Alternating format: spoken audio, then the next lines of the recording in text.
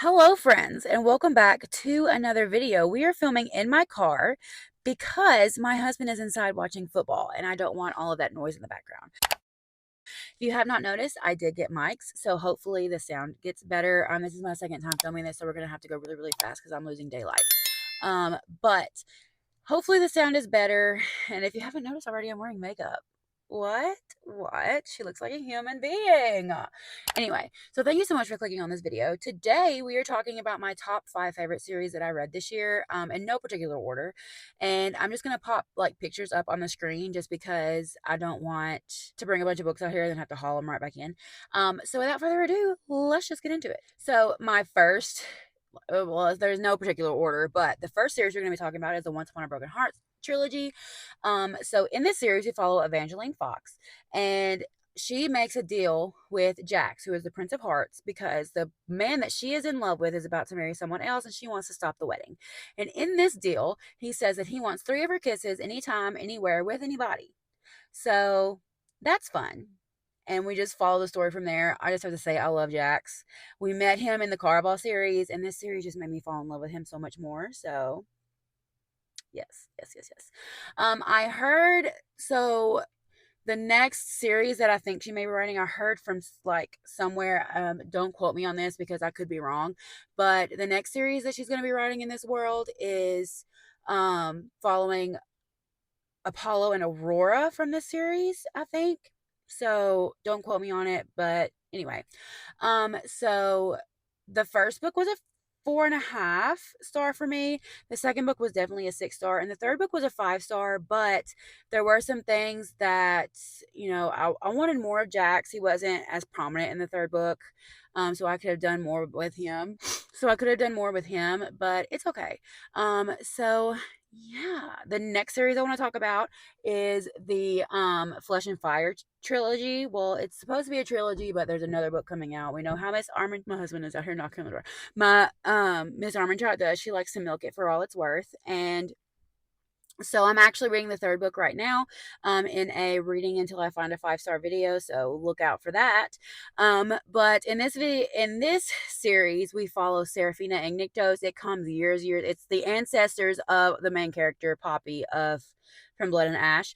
And so in this series, we follow Serafina and Nyktos. Nyktos is the primal, or like the god of death.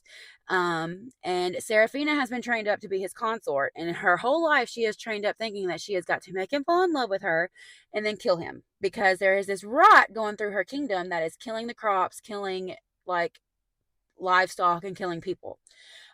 So yeah, I love it. If you love the From Blood and Ash series, you will absolutely adore this series. I like it better than From Blood and Ash.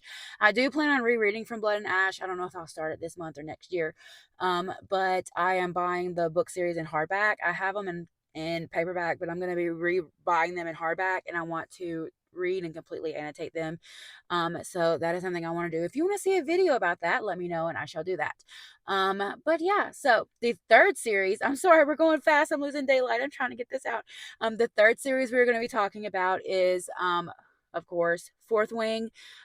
Fourth Wing was a 6 star read for me. We're following Violet, and she, growing up, was going to be a part of this.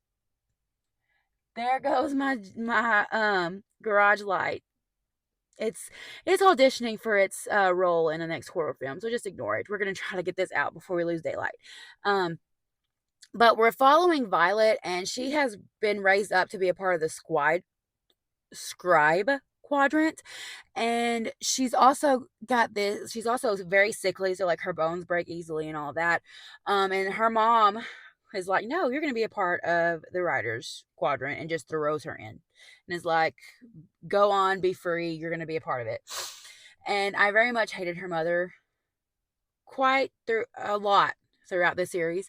The second book was more like a 4 star for me. There was a lot of info dumping that we did not get in the first book, and I understand that may be needed, but I don't know. It was definitely a filler book. This book is going to be a 5 book series, I believe. I'm interested to see like how we get it to be a 5 star series with what we've got so far, but definitely going to keep reading. I love it. So definitely one of my favorite series of all time. The fourth series that I read this year that is one of my favorites would be the Chestnut Spring series. I have hopeless left to read, but y'all, Cowboys, small town, love it. Like I ate it up. So each book follows a different brother, or like friend, or the third book follows Jasper, and he is not real, he's not a brother, but he's like kind of like an adopted brother, like he's around. And so yeah, I really love it. Interconnected standalone romance series. Check it out. Cowboys, that's all I gotta say. My favorite one definitely is Reckless and Heartless. Yeah. Cade, Daddy Cade, love him. And then the fifth, wait, Once Upon a Broken Heart, Flesh and Fire, Fourth Wing, Chestnut Springs. We have one more. One more. So, the fifth and final series of my top 5 favorite series of this year would definitely have to be, hear me out, Zodiac Academy. I know, this, even though it's been a reread for me.